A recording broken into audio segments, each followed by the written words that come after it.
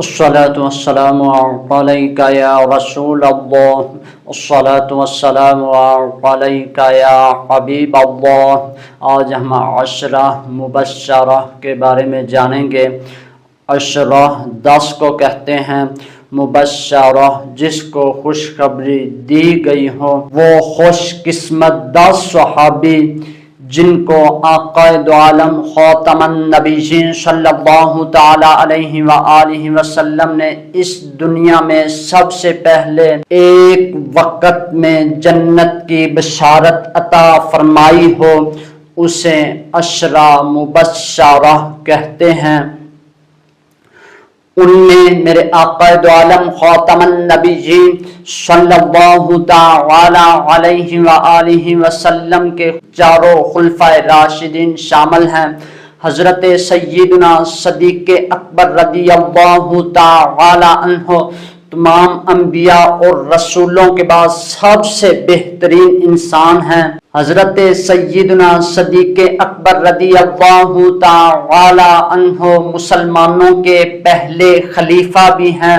آپ میرے آقا دو عالم خاتم النبیین صلی اللہ تعالی علیہ وآلہ وسلم کے غار کے بھی یار ہیں، مزار کے بھی۔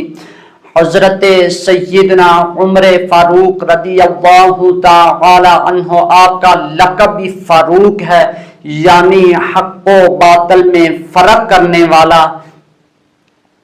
میرے آقا دو عالم خاتم النبیین صلی اللہ تعالی علیہ وآلہ وسلم نے فرمایا، اگر میرے بعد کوئی نبی ہوتا تو وہ عمر بن خطاب رضی اللہ تعالی عنہ آپ ہوتے۔ میرے آقا دو عالم خاتم النبیین صلی اللہ تعالی علیہ وآلہ وسلم نے فرمایا، شیطان وہ راستہ چھوڑ دیتا ہے جہاں میرا عمر گزرے۔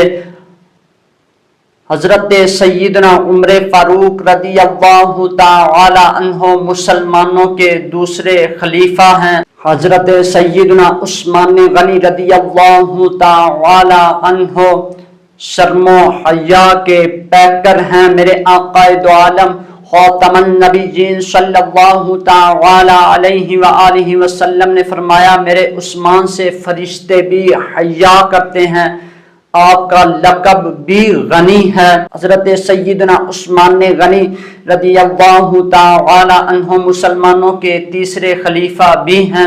حضرت سیدنا علی رضی اللہ تعالی عنہ کی جرت بہادری کی ایک مثال ایسی ہے، آپ کے ہاتھوں سے خیبر کا فتح ہونا بہت بڑا کارنامہ تھا، اس لیے آپ کو حیدر کرار اور اسد اللہ کا لقب ملا۔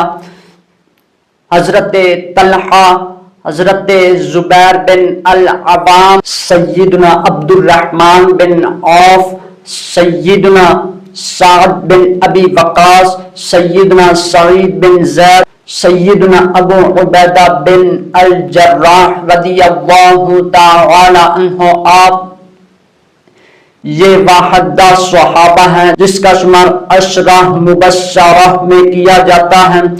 آئیے حضور کے صحابہ کے نقش قدم پر چلیں تاکہ حضور خاتم المرسلین صلی اللہ تعالی علیہ وآلہ وسلم کو راضی کر لیں۔